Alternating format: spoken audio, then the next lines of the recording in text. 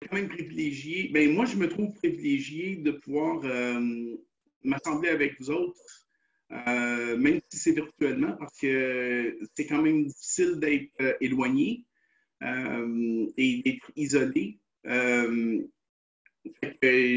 vous remercie là, de votre patience. Je suis aussi entièrement désolé que je ne peux pas être là en personne avec vous. Je sais que ce n'est pas toujours l'idéal d'avoir quelqu'un en avant qui est sur l'écran, qui est sur Zoom. Par contre, on est privilégié de pouvoir se rassembler quand même. Il y a certaines églises qui ne sont pas ouvertes encore. Donc, on a quand même, on peut remercier le Seigneur qu'on peut quand même se rassembler, même s'il y a certains inconvénients. J'aimerais commencer ce matin, juste un détail, parce qu'il y a plusieurs personnes qui m'ont déjà posé la question exactement où est-ce que j'étais. Je vais vous montrer ici. Je ne sais pas si vous pouvez voir. Voici la carte du Québec. Fait que Montréal est ici. Vous avez, ben, vous trouvez juste un petit peu au nord de Montréal, dans les Laurentides, naturellement. Moi, je suis complètement en haut ici, à Inukjuak. Donc, pour ceux qui se demandaient où est-ce que j'étais, c'est ça ici, à Inukjuak. Les arbres arrêtent de pousser à peu près ici. Donc, nous autres, on a vraiment, là, il n'y a pas d'arbres ou il n'y a pas d'arbustes, rien. Ici, on est sur la roche. C'est un petit peu comme sur la Lune. Donc, c'était juste 2 secondes pour vous présenter un petit peu où ce que j'étais, pour ceux qui se demandaient où ce que je me situais. Ce matin, ça veut changer. Le sujet de ce que je veux vous amener, c'est la justification versus la sanctification. Bon, ça mange quoi en hiver? Je vais changer un petit peu le titre. Pour le pardon par la grâce, donc la justification, ça se trouve être le pardon par la grâce. Et la sanctification, on peut utiliser les termes la repentance. J'ai quand même choisi d'utiliser la justification et la sanctification parce que c'est la terminologie de la Bible. Donc, je voulais vraiment là, utiliser la même terminologie que les versets bibliques. Donc, c'est dans 2 parties. Ce matin, on va regarder rien que le pardon par la grâce. Donc, ça va être un peu léger ce matin. C'est des choses qu'on sait déjà, mais il y a une raison pour ça. Bon, premièrement, on peut dire que la justification, c'est le pardon que Dieu nous accorde par sa grâce lorsque nous lui donnons notre vie. C'est le salut. Je peux le revenir. C'est le salut. Quand on donne notre vie à Jésus, quand on accepte son pardon, quand on accepte d'être sauvé, son cadeau à lui, c'est ça la justification, le pardon par la grâce. L'autre, la sanctification, c'est la repentance. Fait que ça va être la semaine prochaine, puis on peut dire, ben OK, la repentance, wesh, moins le fun. Mais on va voir que c'est vraiment le cas. Mais pour ce matin, on va se concentrer sur la justification. Donc, comme je dis, ça va être un petit peu plus léger que la prochaine fois. On va faire la deuxième partie qui devrait être dans 2 semaines. C'est important pour moi de créer le fondement de la justification, que je ne veux surtout pas que vous ressentiez la honte et la culpabilité. Je ne sais pas si vous vous souvenez, mais cet été, j'ai donné mon témoignage de comment Dieu m'a délivré justement de tout ça, de la honte, de la culpabilité, etc. Et c'est ça, j'avais partagé que j'ai vécu la honte et la culpabilité toute ma vie, puis ça avait affecté ma vie, ma relation avec Dieu de façon négative. Et puis, je ne suis pas, je crois, le seul qui a qui vit vraiment ces émotions-là. Et avant de tomber dans la sanctification ou dans la repentance, je voulais mettre un fondement de justement qu'on est pardonné, on n'a pas à vivre ces émotions-là. Donc, la deuxième partie va être un petit peu plus pesante, mais je veux quand même créer un fondement de ne pas vivre la honte et la culpabilité inutilement. Donc, mon objectif, si vous voulez, c'est d'éliminer la honte et la culpabilité qui nuit avec la relation avec Dieu, tout en comprenant l'importance de la sanctification, ou si vous voulez, la repentance, sur notre relation avec Dieu. Vous allez voir que j'ai quand même beaucoup de versets dans mon partage. Ça, c'est important pour moi parce que je veux laisser la parole de Dieu parler plus que d'apporter ma parole à moi. C'est beau d'arriver avec nos idées et nos théologies, tout ça, mais il faut que ce soit appuyé sur la parole de Dieu. Donc, c'est pour ça que j'ai quand même pas mal de versets. Bon, un peu d'historique. Dieu est le péché. Pas E-E-S-T, mais H-A-I-T, le péché. Il ne peut pas tolérer le péché. Donc, on sait qu'en travers d'Adam, il y a eu la chute de l'homme et il y a eu une brisure entre Dieu et les hommes, ou entre l'être humain, je devrais dire, entre les hommes et les femmes. Dans l'Ancien Testament, ou si vous voulez, dans l'Ancienne Alliance, avec son peuple, pour se faire pas pardonner, mais pour cacher les péchés, ils offraient des sacrifices. Ils offraient un agneau blanc, sans tache, et le sang versé par ces agneaux-là couvrait le péché, temporairement. Puis le sacrifice, le sang de l'agneau, ne peut pas vraiment procurer le pardon comme tel. C'était vraiment un signe des choses qui s'en venaient. C'était le signe de c'était la venue du Messie qui, lui, Christ, était pour être l'agneau de sacrifice parfait pour justement pas couvrir les péchés, mais les pardonner. Donc, si on veut,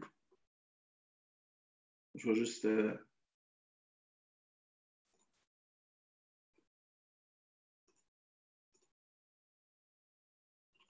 si ça veut. Voyez-vous, on voit là, justement comment est-ce que le sacrificateur était là. On emmenait l'agneau, mais c'était imparfait. Le sang versé pour les péchés cachait les péchés, mais ce n'était pas le pardon. Et on peut voir aussi dans la parole de Dieu que ce n'était pas ce que Dieu désirait vraiment. On peut trouver la preuve de ça à Hébreux 10:8. Après avoir dit d'abord, ah oui, ok, là, moi, je ne vois pas une partie de mon écran. Bon, ok. Après avoir dit d'abord, tu n'as voulu et tu n'as agréé ni sacrifice ni offrande, ni holocauste, ni sacrifice pour le péché, ce que l'on offre selon la loi. Il dit ensuite, voici, je viens pour faire ta volonté. Il abolit ainsi la première chose pour établir la seconde. Donc, de qui on parle? Il parle, tu n'as voulu et tu n'as agréé ni sacrifice ni offrande, en parlant de Dieu. Dieu n'a jamais voulu et il n'a jamais agréé les sacrifices, les offrandes qu'on offrait pour les péchés. Mais ça faisait partie de l'Ancienne Alliance et la loi. Mais par contre, il dit, et ça c'est Jésus qui parle, voici, je viens pour faire ta volonté, s'offrir vraiment comme sacrifice lui-même, pour faire le pardon vraiment des péchés. Donc, il abolit la première chose, la première alliance, l'ancienne alliance, pour établir la seconde.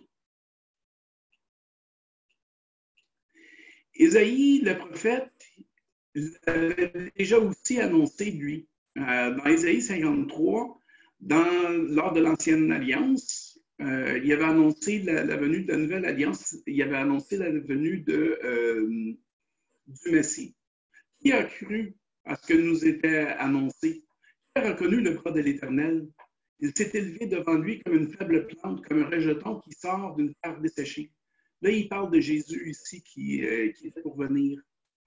Il n'avait ni beauté ni éclat pour attirer nos regards, et son aspect n'avait rien pour nous plaire. Méprisé et abandonné des hommes, homme de douleur et habitué à la souffrance, semblable à celui dont on détourne le visage, nous l'avons dédaigné, nous avons fait de lui aucun cas. Cependant, ce sont nos souffrances qu'il a portées. C'est de nos douleurs qu'il s'est chargé sur la croix. Et nous l'avons considéré comme puni, frappé de Dieu et humilié.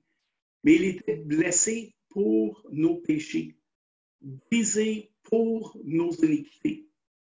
Le châtiment qui nous donne la paix est tombé sur lui. C'est lui qui a payé le prix. Et c'est par ses meurtrissures que nous sommes guéris. Nous étions tous errants comme des brebis, chacun suivait sa propre voie, et l'Éternel a fait retomber sur lui l'iniquité de nous tous. Donc, on peut dire que par sa mort, on est pardonné. On est plus que pardonné, on est maintenant réconcilié avec Dieu. Car, comme dit précédemment, Dieu ne peut pas tolérer le péché. Maintenant, nos péchés sont pardonnés, puis qu'on a une relation avec lui, ça, c'est vraiment la définition de la justification. On a comme preuve aussi de la justification, puis de la terminologie de la justification dans la parole. Il faut que je me trouve.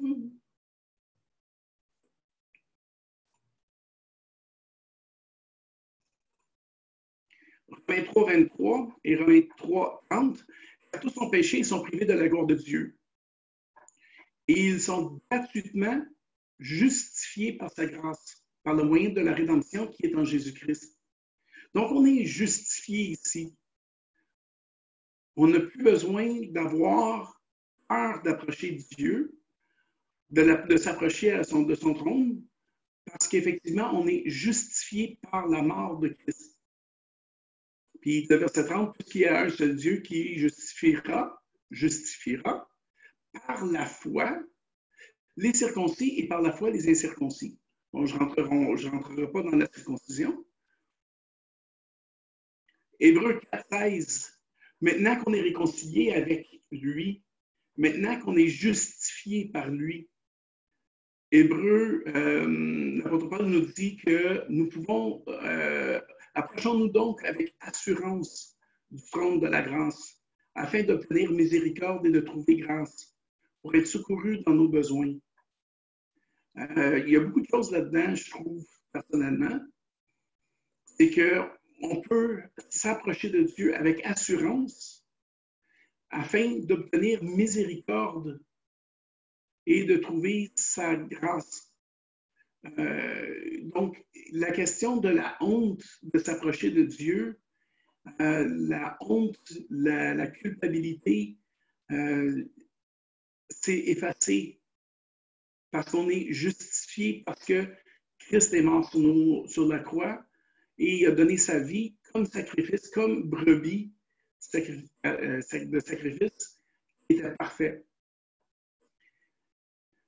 Le verset 12, 8, 12, que je pardonnerai leurs iniquités et que je ne me souviendrai plus de leurs péchés, en disant une alliance nouvelle. il a déclaré la première ancienne. Or, ce qui est ancien, ce qui a vieilli, est près de disparaître. Mais si on regarde ici, c'est ça. Je ne me souviendrai plus de leurs péchés. Fait qu'on s'approche de Dieu, on est encore pécheur, on demande pardon pour nos péchés et on continue à pécher parce qu'on est humain. On est encore sous la loi du péché, on va le voir plus tard. Mais on est justifié. Et Dieu dit, je ne me souviendrai plus de leurs péchés. Donc, la question d'avoir honte et de ne pas se sentir à la hauteur est annulée ici parce que Dieu ne se souvient pas de nos péchés. Il parle en disant une alliance nouvelle, donc l'alliance qu'il a créée avec nous autres, avec la mort de Christ. Il a déclaré la première ancienne, donc l'ancienne alliance, où on offrait des sacrifices et où on était coupé de Dieu aussi. Ça, c'est important. Dans l'ancienne alliance avec Dieu, on était coupé d'une relation avec Dieu. Dieu parlait en travers de ses prophètes. Or, ce qui est ancien, ce qui a vieilli, est près de disparaître. On peut voir encore, on a d'autres preuves. Hébreux 10, 17, je ne me souviendrai plus de leurs péchés ni de leur iniquité. Or, là où il y a pardon des péchés, il n'y a plus d'offrande pour le péché.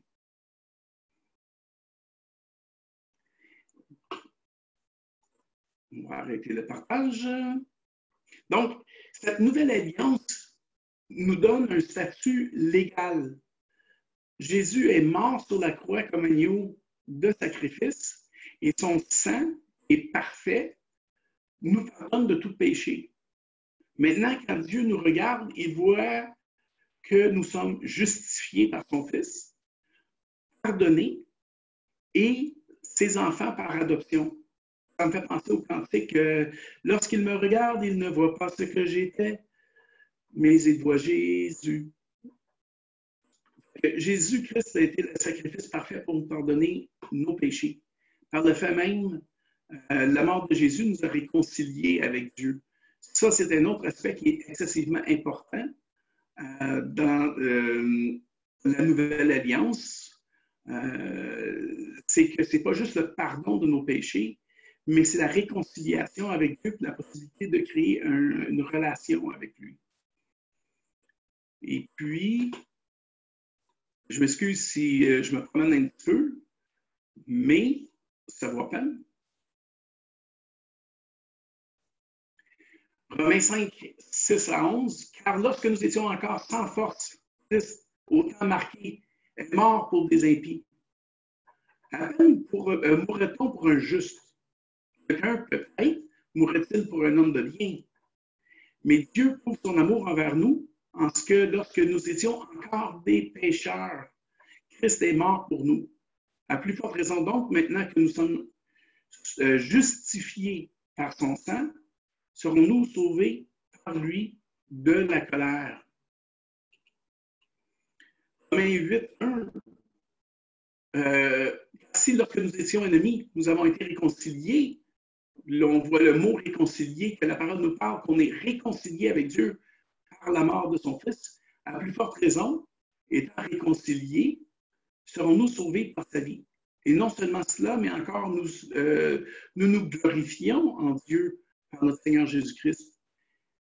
Et maintenant, nous avons obtenu quoi? La réconciliation. Donc, la réconciliation, la possibilité d'avoir une relation avec Dieu. Et maintenant, en gros, surligné en jaune, quelque chose à vraiment se souvenir, surtout dans 2 semaines quand on va se reparler.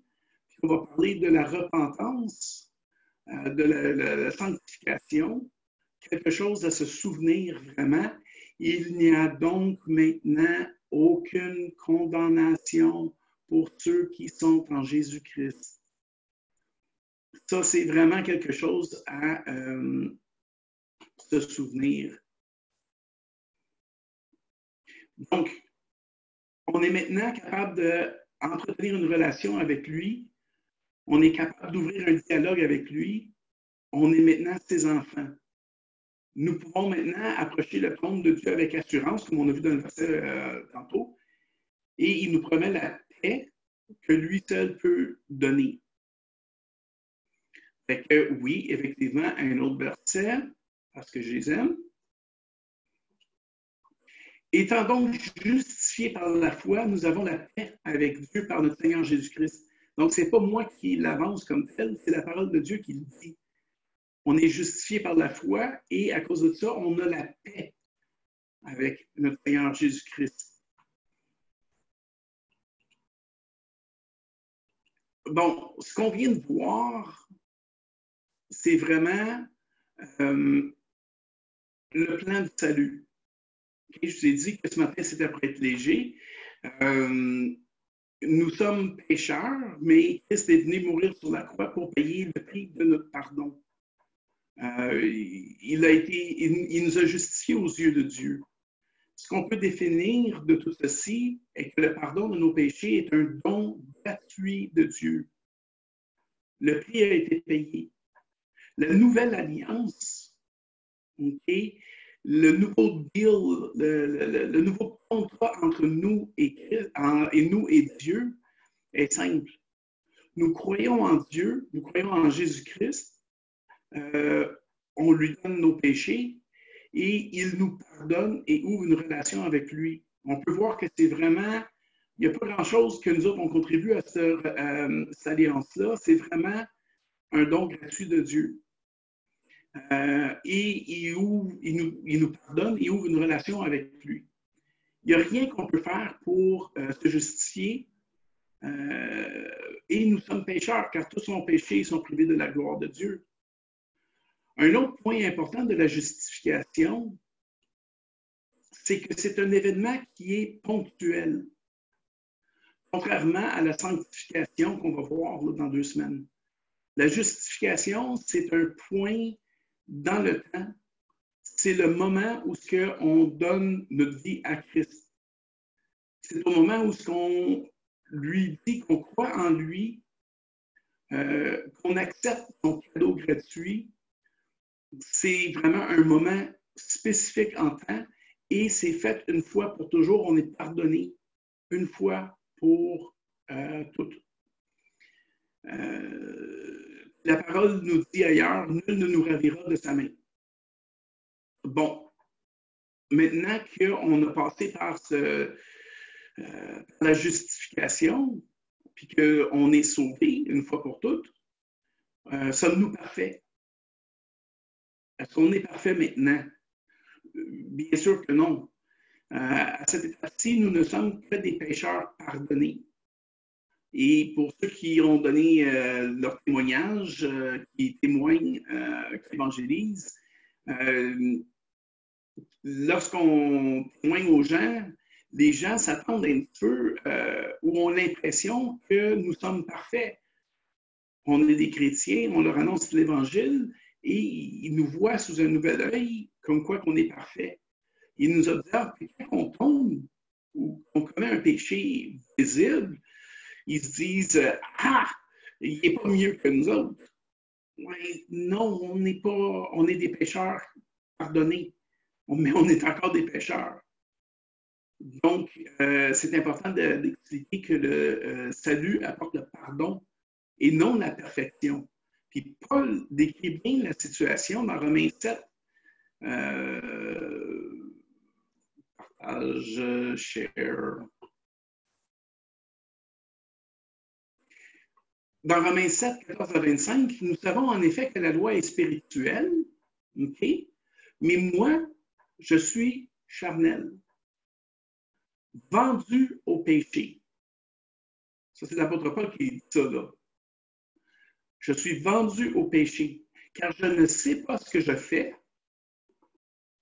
Je m'excuse, je ne sais pas si vous êtes capable de voir l'annonce, mais je l'ai enlevé. Bon, parce que, car je ne sais pas ce que je fais, je ne fais pas ce que je veux et je fais ce que je hais.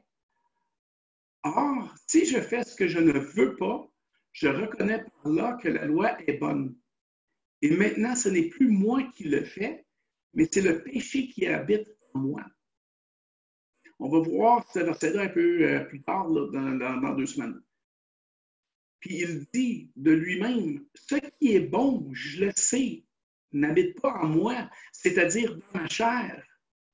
J'ai la volonté, mais non le pouvoir de faire le bien. Je ne suis pas capable de faire le bien. Je n'ai pas le pouvoir de faire le bien.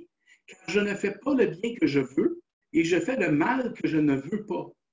Et si je fais ce que je ne veux pas, ce n'est plus moi qui le fais, c'est le péché qui habite en moi. Et pour moi, avant ma délivrance, c'est ici que j'avais beaucoup de difficultés à absorber vraiment ce que l'Écriture essaie de me dire. Je trouve donc en moi cette loi. Quand je veux faire le bien, le mal est attaché à moi. Quand je prends plaisir à la loi de Dieu, selon l'homme intérieur, donc fait une distinction, l'homme intérieur, mais je vois dans mes membres une autre loi qui lutte contre la loi de mon entendement et qui me rend captif de la loi du péché qui est dans mes membres. Donc, on voit, il fait une distinction entre l'homme intérieur et l'homme physique ou, comme il dit, dans mes membres. Et ça, c'était mon verset préféré aussi. Misérable que je suis, qui me délivrera du corps de cette mort? Et j'oubliais toujours de lire et de comprendre après ce qui venait après. Pour moi, c'était toujours misérable que je suis, incapable de suivre la loi de la grâce, d'être parfait, d'être toujours pécheur, misérable que je suis, qui me délivrera du corps de cette mort? Mais le verset suivant nous dit, grâce soit rendue à Dieu par Jésus-Christ notre Seigneur, qui lui est mort sur la croix pour me pardonner. Il n'y a maintenant aucune condamnation pour celui qui croit en Christ. Ainsi donc, moi-même, je suis par l'entendement esclave de la loi de Dieu ou le pardon, et je suis par la chair esclave de la loi du péché. Donc, on voit qu'on vit sous deux lois.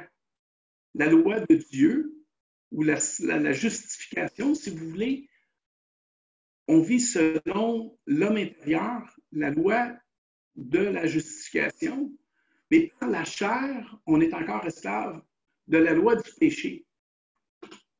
Donc, je me retrouve dans mes notes aussi. C'est ici qu'on peut, ou c'est ici que moi, personnellement, je me retrouvais à tomber dans le piège de la honte et de la culpabilité. C'était de redemander pardon à Dieu encore et encore pour nos péchés. Je ne me sentais pas à la hauteur. Je ne me sentais pas digne de la grâce de Dieu. Mais je ne me sentais pas digne de la grâce de Dieu, mais justement, je ne suis pas digne de la grâce de Dieu. C'est un don gratuit de Dieu. Il est déjà mort pour nos péchés, le prix a déjà été payé, tout est accompli. C'est fait, c'est fini, on n'en parle plus. Christ, il est mort sur la croix, il a pardonné nos péchés, on passe à d'autres choses. Dieu ne se souvient plus de nos péchés. On peut maintenant s'approcher avec assurance du trône de Dieu. Mais c'est quand même rien que la première étape. C'est vrai que nous avons la liberté en Christ. Moi, je vais sauter une petite partie parce que là, je vais prendre un peu trop de temps. Il est déjà 11h08. Donc, la semaine prochaine, on va aborder le thème de la sanctification et par conséquent, la maturité spirituelle. Donc, ça va être un petit peu plus, il va y avoir un petit peu plus de viande. Donc, lors de l'événement ponctuel de la justification, nous sommes des nouveau-nés, nous sommes donc des bébés. Okay? C'est pour ça qu'on utilise souvent le terme né de nouveau. Là, je ne peux pas partager. Bon, voilà.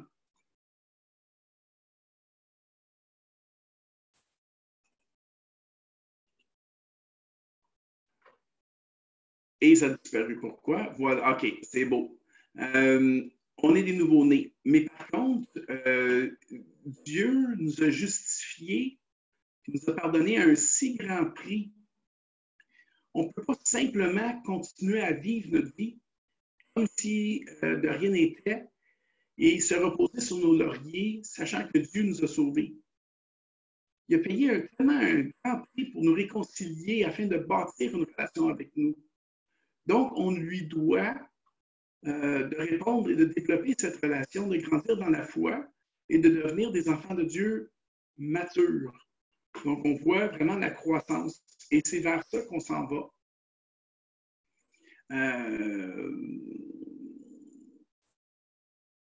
Puis de ne pas rester vraiment des nouveaux-nés dans le Seigneur.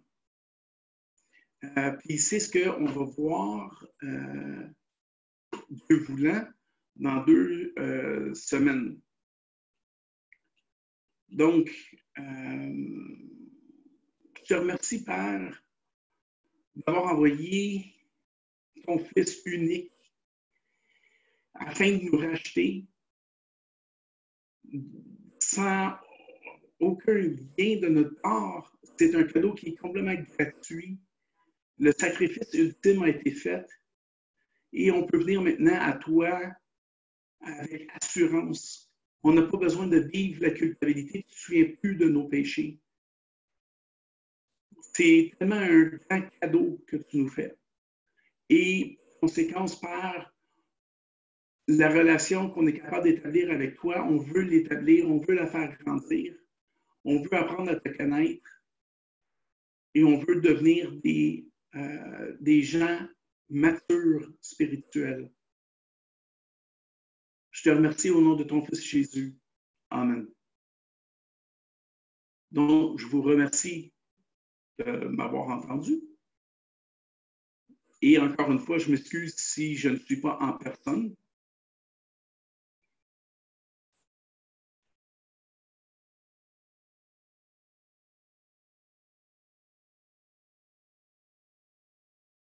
Et pendant que la caméra est face, je vous dis, j'en profite pour envoyer la main.